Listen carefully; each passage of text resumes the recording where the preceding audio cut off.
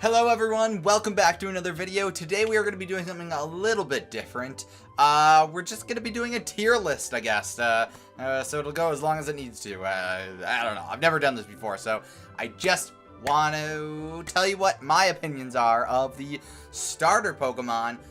Today we are going to be doing just the base forms. Clearly, some of them are the Gen 8 Pokemon, so we don't know what they would evolve into. So I'm purely judging these particular Pokemon on their looks and just in general. Yeah, let's just get to it. Again, this is my opinion. If you got a problem with it, that's perfectly fine, because everybody's entitled to their own opinions. Everybody can like very different things, so don't get on my case. Anyways, let's get started. So let me just go down the tier list here. So we got D, which is probably my least favorite. Now, let me just preface this with, I don't hate any particular Pokemon. I don't think so anyways.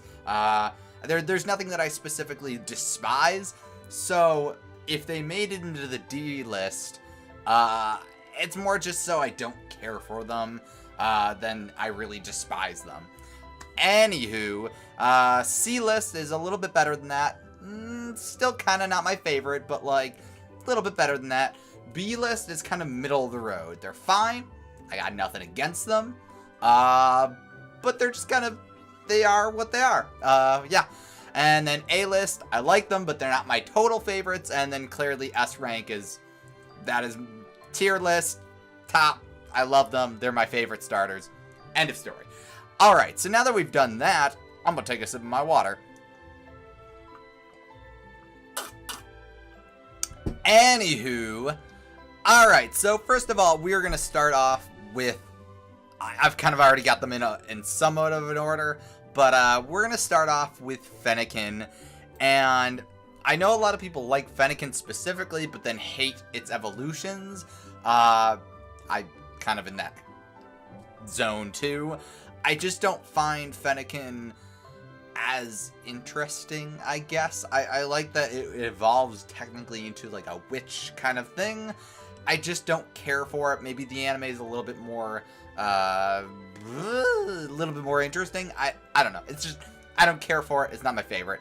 And while we're on that topic, we're gonna throw in Chikorita, and I feel bad for doing this because it's like Chikorita always gets such a bad rap, and I actually do like, I appreciate Chikorita for what it is. It is what it is. It's not my favorite starter, but it is what it is. It doesn't deserve it doesn't deserve the hate that it gets, but I don't know. It's going in the D list. I got no malice towards it. Whatever. Same with Fennekin. All right, so moving on. Those are really the only two that I have in my D list. We're gonna do C list now though, and we're moving on. We got Mudkip. A lot of people like Mudkip. There's even a meme about it, like Mudkip, whatever. I just don't care for its overall design. I like its typing, water, well, eventual typing anyways, water, ground. I don't know, it's just kind of whatever. I like Brock's Mudkip, I guess. That's fine. It's just, it doesn't do well for me. I actually used a Mudkip in Omega Ruby, I think. Whatever. And I did like it. It's just not my favorite of the three, so it's automatically knocked down. Moving on, we have Popplio, which is another Pokemon that does not deserve the hate that it gets. I feel like people have changed since its reveal. However, Popplio really got a lot of just disdain and hatred, and I just don't get it. It's fine. It's a blue seal, literally. I don't know. I think it's, if its worst crime is it's that it's kind of boring. Again, there are various different mediums that make it a little bit more interesting. The anime makes Popplio pretty cute, but overall it's just kind of like, it's fine. It is what it is. It's really, its evolutions are what really raise it up a little bit more. So I don't know. That's why it's in my C list.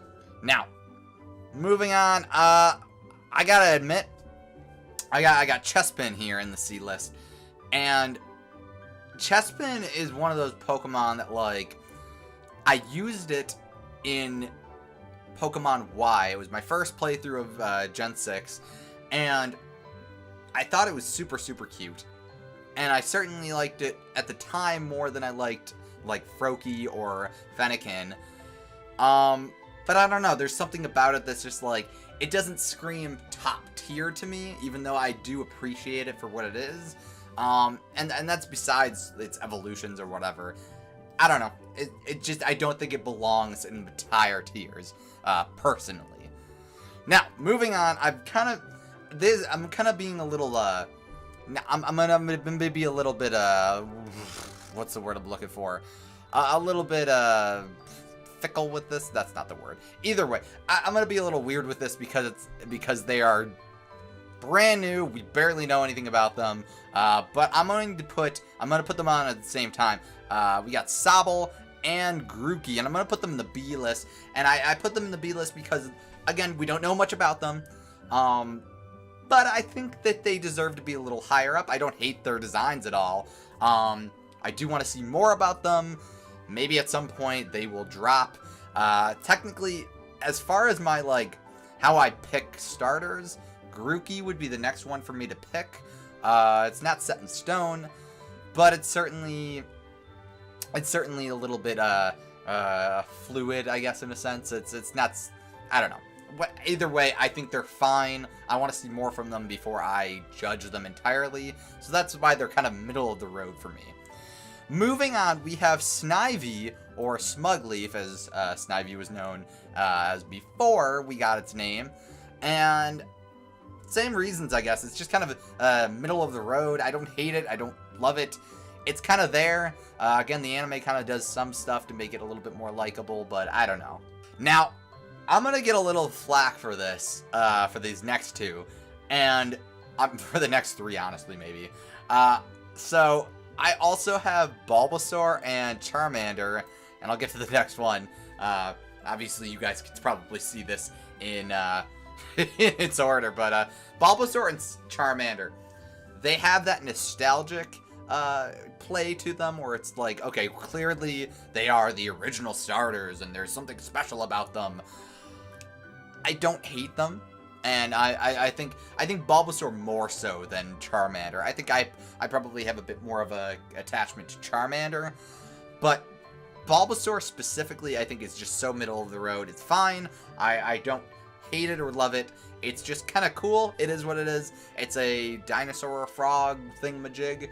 Charmander, I think, has kind of overstayed its welcome a little bit. The entire line, honestly. I love the entire line as a whole. But I think because it's oversaturated, it's kind of dropped in tiers for me as far as how much I like it. So it's definitely a B-list Pokemon for me. Both of them. Either way. Next up, we have Tepig. And I think Tepig gets a lot of hate that it doesn't deserve too. This is probably the one Pokemon that I put in the B list, not because it's kind of middle of the road, but because while I don't think it deserves to be in my top 2 tiers, I certainly think it deserves to be somewhere higher than C or D. I honestly think the entire line is much better than people give it credit for. But Tepig is one of those Pokemon that I really I like a lot more than I probably should, honestly.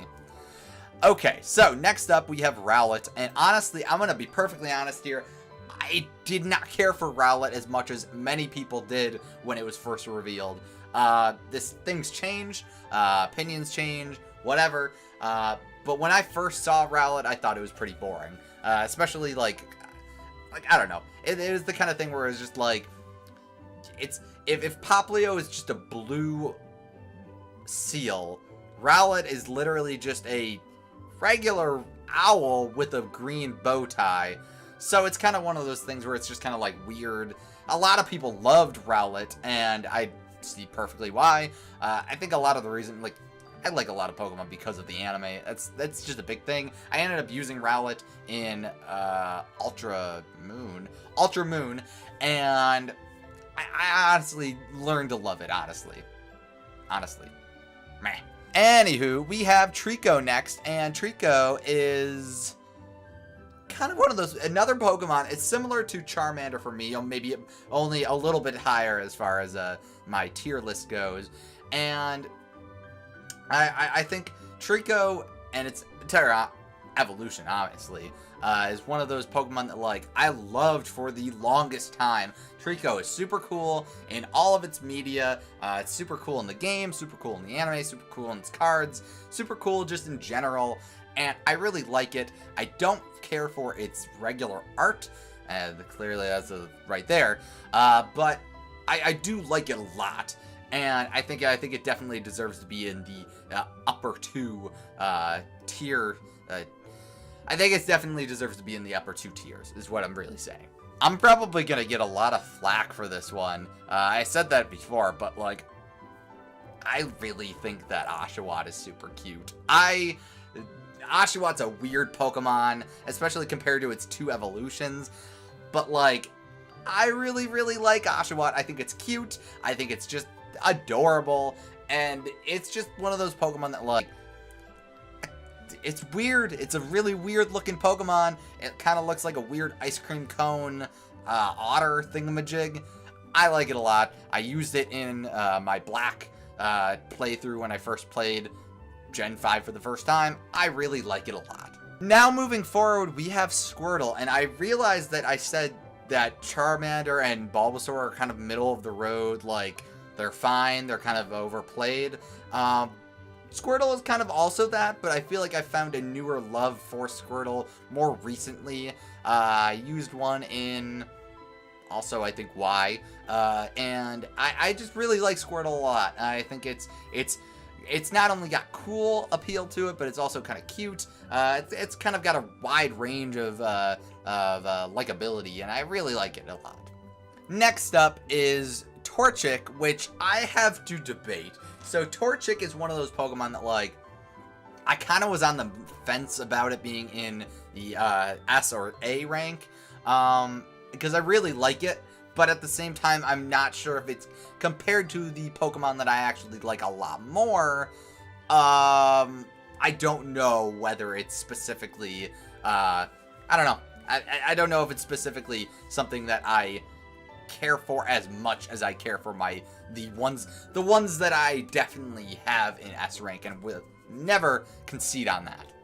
So yeah, I don't know. I like Torchic enough that it's in the A rank, and on the top part of the A rank. Everything that's so this is basically going from left to right. Everything that's further right is more of my favorite at each rank. And that brings us to Froakie, which, again, I realized I said Chespin I liked way more than Froakie and Fennekin, but I kind of lied about that. It's another one of those things where, like, it's like with Squirtle, where I learned to love it a lot more later on, and I don't know, I think I like Froakie a lot. I think its looks are deceiving right off the bat, but it's very, very cool. I like its ninja stuff, so it's definitely an A rank Pokemon for me. Alright, so we're moving on to the last 2, and I'm just going to put these both on. So, you got Chimchar and Turtwig, and they're kind of on the same level as far as the A rank stuff goes, and I really, really like them. I ended up using Piplup for my original run of Diamond, but I do definitely think that there is some merit to Chimchar and Turtwig. I like both of their evolutions. I would say that maybe Chimchar is on the lower end of that, but I like them both equally. I'm actually doing another run of Diamond where I'm using the Chimchar line. For better or worse, I have mixed feelings about Diamond, but I like them both, and I definitely think that they're the top part of the A rank tier for me, honestly. Alright, so now we have the S rank, and these are my all-time favorite starters. And I'm saying that with, like, some fluidity, because I clearly have one of the Gen 8 Pokemon in this, so it's kind of one of those weird things where it's like, I'm getting ahead of myself here, but it's a weird tier for me, I guess. So let's start off with something easy. Totodile is so cool. I like it. I like it a lot more than its evolutions. I just really like Totodile in all of its forms. It's a really cool looking Pokemon, and that's really all you need to say. I like it way more than every other Pokemon down below. I like it. Next up, we have Scorbunny, and I'm not gonna lie. Scorbunny is one of those Pokemon that like, again, I said Grookey technically would be the next Pokemon that I would be picking, according to my weird rules that I have for myself. However, I'm kind of a basic, and Scorbunny is really, really cool looking, and it's clearly meant to be like kind of the fan favorite kind of one. So it won me over in whatever, so I'm kind of basic in that sense. But I really like it. I'm excited to see it get ruined by its evolutions. I don't know. I like its base design at the very least. Next up, we have Litten, and Litten is a Pokemon that I loved right off the bat. I love the fact that it's technically just a regular freaking cat, but with fire powers.